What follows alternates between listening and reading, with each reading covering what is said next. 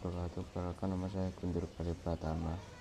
Oke, di sini saya akan mempresentasikan laporan judul saya tentang analisis data penjualan. Oke, di sini tuh saya tuh membuat data penjualan tuh tentang ada elektronik, pakaian, makanan, minuman. Jadi di sini saya akan menjelaskan codingan saya seperti ini. Kita masuk ke main PI-nya. Sebelumnya saya tuh kode program yang saya gunakan itu adalah modular programming. Jadi dibangun menggunakan konsep ini itu karena untuk memisah logika utama main PI-nya dan fungsi-fungsi pembantu utils PY agar kode itu lebih rapi dan mudah dirawat.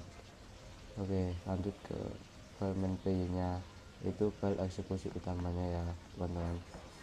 Oke, masuk ke import from utils import data di sini. Di sini tuh untuk memanggil fungsi-fungsi modular yang telah dibuat di utils PY. Terus definisi pathnya ini dan kolom ini menentukan lokasi datasetnya, dataset data mentah CSV-nya. Nama kolom kategorinya itu kategori dan kolom nilai total, kolom kategori, kolom nilai itu total. Lanjut ke langkah pertamanya, di luar data. Di sini tuh memanggil load data untuk membuka file CSV-nya ya. Terus lanjut ke langkah kedua, cleaning data. Ini tuh untuk membersihkan datanya. Lanjut ke hitung statistika.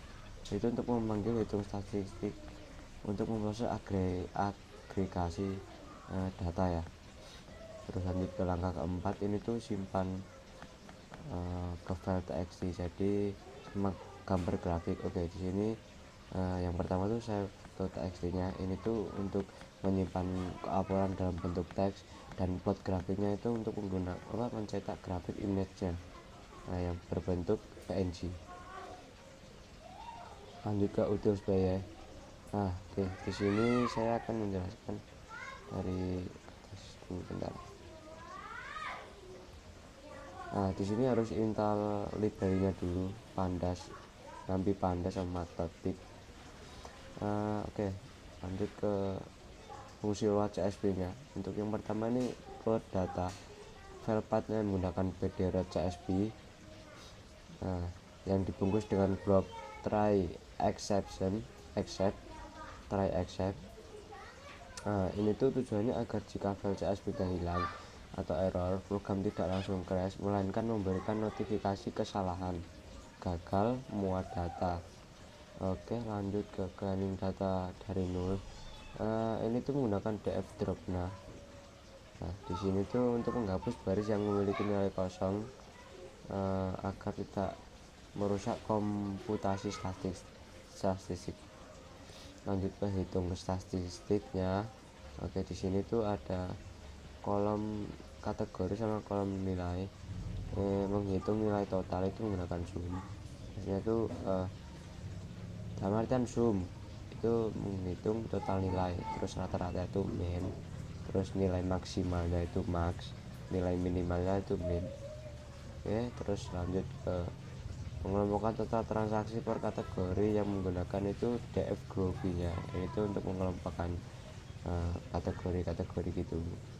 Terus mengembalikan return text ringkasan rapi dan data frame agregasi. Lanjut ke save.txt-nya. Di sini itu menggunakan output path, membuka file hasil analisis txt-nya. Ini membuka hasil analisisnya. Terus itu menuliskan teks ringkasan analisis ke dalamnya menggunakan format encoding. Terus lanjut ke plot grafik. Di sini itu saya munculkan dua plot grafik, jadi dua grafik, A1 baris dan 2 kolom. Grafik kiri itu bar chart. Di sini itu untuk menampilkan total penjualan per kategori dengan warna biru. Terus grafik kanannya itu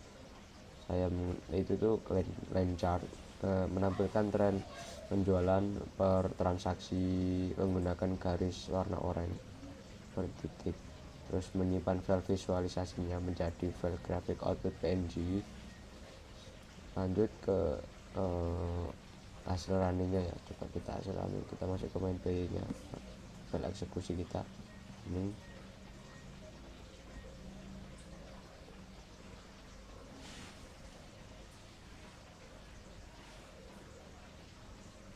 Oke, di sini kelihatan ya total penjualan tuh yang sebentar. Di sini kelihatan ya total penjualan tuh ada 1.611.000. Terus rata-rata penjualannya itu ada 161.100 rupiah. Terus penjualan tertingginya itu ada 650.000. Penjualan terendah itu ada 11.000. Lanjut ke total penjualan per kategori. Nah, ini omset terbesar itu dipegang elektronik, itu ada 1.110.000. Terus yang kedua itu ada di pakaian 425.000. Yang ketiga itu ada di makanan 49.000 dan minuman itu yang terakhir 37.000. Mari kita lihat di analisis datanya dulu. Analisis datanya ya, ini masuk di sini ya, sesuai sama yang tadi. Terus lanjut ke grafik output PNG nya. Nah di kiri ini kan udah kelihatan nih total penjualan kategori yang paling melonjak itu tuh ada di elektronik. Terus lanjut lagi di yang kanan nih, yang line chartnya ini menunjukkan bahwa tren transaksi mengalami lonjakan tinggi peak pada transaksi kedua dan keenam yang menyentuh angka 650.000 ya teman-teman. Jadi ya kesimpulannya itu